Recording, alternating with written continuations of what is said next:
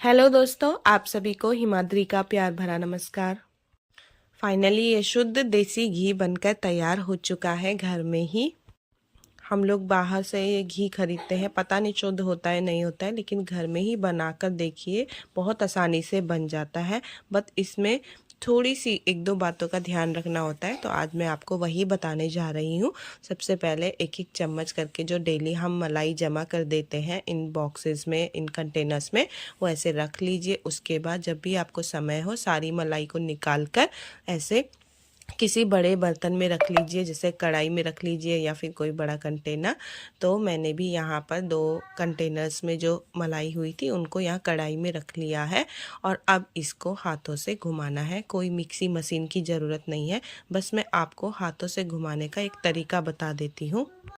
आपको अपने हाथों की ये उंगलियां हैं, इनके बीच में गैप रखना है और अब उसको इस तरीके से चलाना है कि उंगलियों के बीच में गैप रखते हुए ही आपको हाथ घुमाते हुए इस मलाई को घुमाना है। अब देखिए, इसी तरीके से मैंने घुमाया, तो आपको कैसे पता चलेगा कि आपके मलाई से घी बनने को जा रहा है, तो आप सही सही बनाने जा रहे हो। तो सबसे पहले जो मलाई है बहुत सॉफ्ट सी फील होती है, बहुत आसानी से हाथ फिसलता है। उसके बाद आप धीरे धीरे फील करोगे कि ये जो मलाई है थोड़े से सख्त होने लगी है। थोड़ा सा आपको इसको बनाने में सख्त सा महसूस हो रहा है, टाइट होने लगी है।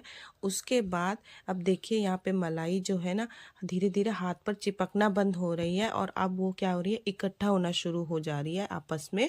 और वो थोड़ा थोड़ा हमको दानेदार सा, दाना दाना जैसा फील होने लगता है। इसका मतलब हमारा ये मलाई से घी बनाने का प्रोसेस बिल्कुल सही सही जा रहा है।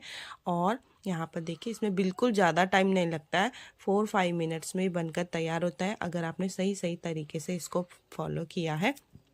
और देखिए, यहाँ पर ये दानेदार जैसा फील होता है हाथों में और धीरे धीरे ऐसा लगता है कि ये जो मलाई है ये पानी छोड़ रही है। इसके पीछे की साइंस ये है कि जब हम उंगलियों के बीच में गैप देते हुए इस मलाई को घुमाते हैं, तो ये जो मलाई के मॉलिक्यूल्स या पार्टिकल्स हैं उनसे हवा पास होती है और वो हवा जो है इस मलाई के अंदर के पानी को रिप्लेस करती है और पानी को बाहर निकालने में मदद करती है। और जो ये निकल रहा है, ये पानी छोड़ रहा है, इसको हम बटर मिल्क कहते हैं। ये जो बटर मिल्क है ये टेस्ट में बहुत कड़वा होता है, इसको फेंकना ही होता है। यहाँ पर ये मलाई पूरा इकट्ठे होने लगी है, तो ये मक्खन बनने जा रहा है अब। तो देखिए, इसके अंदर जितना भी कड़वा पानी था वो सारा का सारा बाहर निकल गया है इस मलाई से। तो आपको बस यही ध्यान में रखना है आपको इसको घुमाना कैसे है। और सच बताऊं, ये बहुत आसानी से बहुत जल्दी बन जाता है। और यहाँ पर ये मक्खन हमारा तैयार हो चुका है। अब ये जो पानी इसने छोड़ा है, ये पानी काफ़ी कड़वा होता है, तो आपको इसको फेंकना होता है। बहुत कम होता है, कभी कभी ये पानी कड़वा नहीं होता तो हम इसको कढ़ी बनाने में यूज़ कर लेते हैं। तो यहाँ पर हमारा मक्खन तैयार हो चुका है और अब हम इस मक्खन को सबसे पहले धोएंगे पानी से। तो ये पानी तो फेंक दिया है जो इसने छोड़ा था, और उसके बाद इसको हमने धो लिया है अच्छे से मक्खन को। यहाँ पर ये बहुत बिल्कुल प्योर प्योर मक्खन तैयार हो चुका है। और इसको धोने के बाद हमने इसको निकाल लिया इस कढ़ाई में से, पूरा पानी इसका हटा लिया है। इस मक्खन को अच्छे से साफ़ कर लिया है, इसमें जो भी कड़वा पानी या बटर मिल्क बोल सकते हैं वो सारा निकाल के हटा दिया है। वो बहुत ज़रूरी होता है ताकि जो हमारा घी है लॉन्ग लास्टिंग चल सके। अब हम इसको अलग रख देंगे, इसी कढ़ाई में इसको गर्म करना है। उससे पहले मैंने 1 चम्मच इसमें से मक्खन निकाल दिया है, शुद्ध मक्खन बन के तैयार हुआ है। और अब इसको हम यूज़ करेंगे पराठे में। और ये जो बचा हुआ मक्खन है इसको मैंने गैस के ऊपर रख लिया है और अब इस मक्खन को गर्म किया जाएगा। तो जैसे जैसे ही गर्म होगा, ये मेल्ट हो रहा है, आप देख सकते हैं। और इससे ये लिक्विड फॉर्म में बन रहा है और अब इससे घी बनकर तैयार होगा। आपको ये ध्यान देना है कि जब ये गर्म हो रहा है, बॉईल हो रहा है, तो आपको इसको लगातार चलाना है थोड़ी देर के लिए, क्योंकि इसमें से जो मिल्क सॉलिड है उसने अब तली पर जमना शुरू कर देना है। तो इसीलिए आपको इसको लगातार हिलाना है ताकि वो तली पर जले ना, जम ना जाए, और साइड से भी आपको ये निकाल देना है।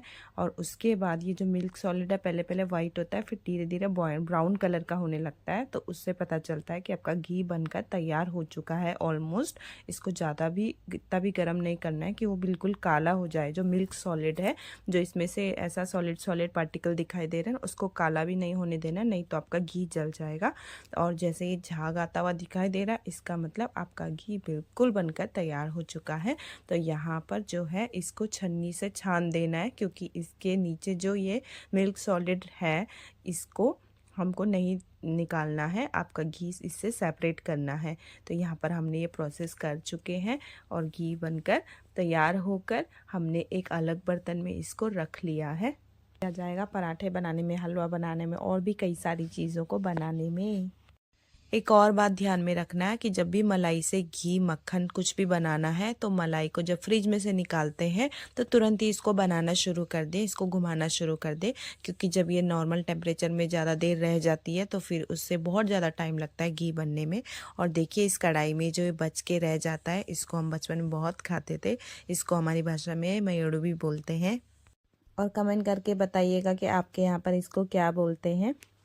देखिए ठंड इतनी है कि ये तुरंत ऐसे रखते हुए 5 मिनट में ही जम चुका है। घी का कलर जो है येलो या वाइट हो सकता है, डिपेंड करता है कि जो दूध था वो गाय का है या भैंस का है। ये गाय का दूध था, इसीलिए इसका कलर बिल्कुल येलो निकल के आया है। आप भी ऐसे ही शुद्ध देसी घी घर में मिनटों में तैयार कीजिएगा। तब तक के लिए bye bye. Thank you so much. Take care.